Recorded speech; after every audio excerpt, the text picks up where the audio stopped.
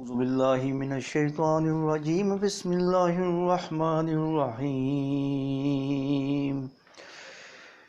في كتاب مكنون لا يمسه إلا المطهرون تنزيل من رب العالمين أفبهذا الحديث أنتم مدهنون وتجعلون رزقكم أنكم تكذبون فلولا إذا بلغت الحلقوم وأنتم حينئذ تنظرون ونحن أقرب إليه منكم ولكن لا تبصرون صدق الله العلي العظيم.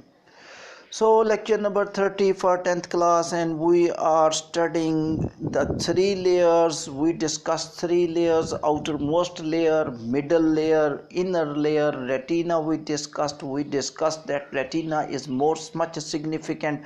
We discussed it consists of two cells: rod shaped cell, cone shaped cell. We discussed that cone shaped cells are involved in the vision at bright light. At the bright light, the sunlight is visible. Some correction in the last lecture: if you listened one sentence, I am skipping that sentence. The rod shaped cells, that is important because you are able to see in the dim light. And rod shaped cell consists of a pigment rhodopsin, or HODOPSIN, rhodopsin. So you can assess the importance of area at the back side situated at the retina region. That is the area fovea centralis.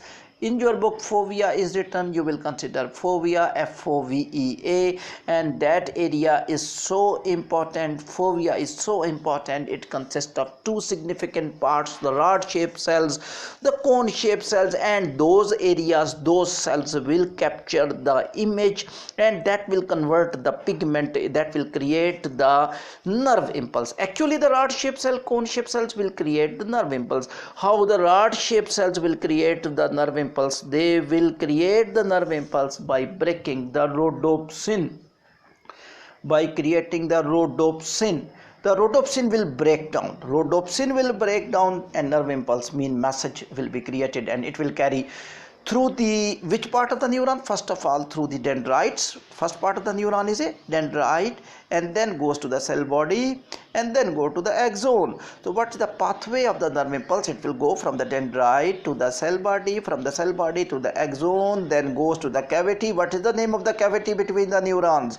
Synapse. So what is the way of passage of the nerve impulse? It goes from the dendrite to the cell body, from the cell body to the axon, from the axon to the synapse, from the synapse to the dendrite to the cell body.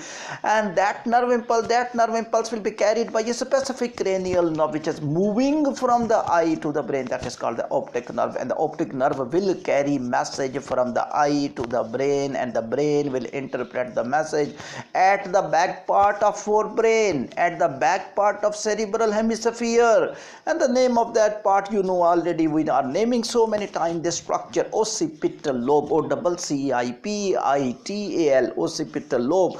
That is the area which is controlling the vision. That's why sometime back injury damage the vision of any patient. During accident, if the back side of the brain is damaged, you are unable to see, and the visionary problem may occur because the back side, eye is not damaged, but the back part of the brain, occipital lobe, is controlling the vision, because that will carry the message by the optic nerve which is coming from the rod shaped cell, cone shaped cell. And the area which is without rod shaped cell, cone shaped cell, that is the blind spot.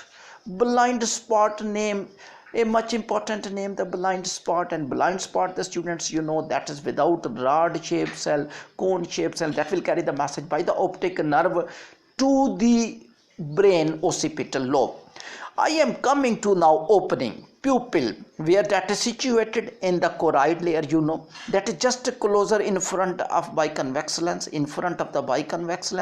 This is the opening, and this is the opening present in your just at the back side. This is retina, and this is a cornea, white color of the eye. You can see your eye, you can see this round shape structure in the white-eyed cornea. First of all, I will identify the pupil. This is the pupil opening.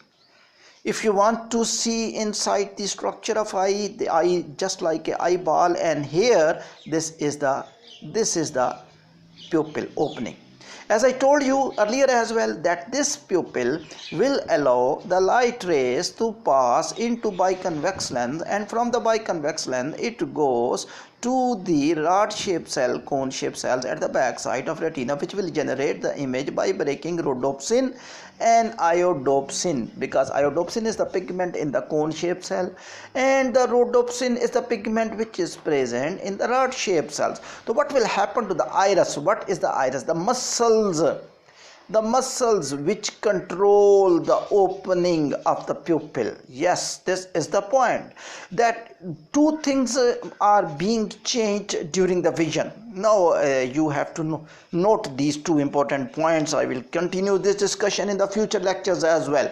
Look at the biconvex lens, the positions mean that it will become sometime more round, much elongated. Similarly, pupil size will become short or long, and that will be short or the long just because of the reason that sometime the pupil size is long, sometime the pupil size is short. Just one objective: to keep that image, to keep that light ray which is coming from the outside, which is carrying the visibility from outside. If you are watching any car, the car actually, the light rays are coming which are reflecting, sunlight is coming on the car reflecting back that light rays. The light rays carries the image of the car that will enter into your eye, will cross the cornea, which is the first membrane of the sclera. Then it goes to the pupil, which is the opening. The pupil will open more, and pupil will open less. This opening actually will carry the light ray into the biconvex lens. So these two structures are flexible, mean they will change according to situation. So currently I am discussing about the pupil. The pupil size will increase or decrease. Very easy. When you are watching the closer objects, which are closer mean they are not much far away, so size of the pupil will be the less. Similarly, when you are watching the distant object, the size of the pupil will increase. So if this is a pupil in the figure, this is a pupil, you are watching the closer objects because the rays are very closer. The same point which I told during the biconvex lens knowledge, that the light rays are very closer to each other when you are watching the closer object. So what will happen when you are watching the distant object? The opening of the pupil automatically will open, and wide it will open because it is attached with the muscles. And these are not the ciliary muscles, because ciliary muscles will kept at the place, not kept at the place only, because they will change the shape of the biconvex lens also to capture the light ray, and that will also contract and relax by changing the shape of biconvex lens, making more round, making less round. Just one objective: to carry the light ray. Distant object, more round biconvex lens. Look at these two things are similar. Light rays are coming from distant object, mean they are far away. The biconvex lens more elongated, opening of the pupil is more clear. When you are watching the closer object, what will happen? The distant of the object, the rays are much closer to each other. The biconvex lens more round, and this round is just because of contraction of the ciliary muscles, which you are visible. Because ciliary muscles. Now there's a question mark: the ciliary muscle and suspensory ligaments are doing similar function, or they are doing the different function? The answer is that they are doing different function.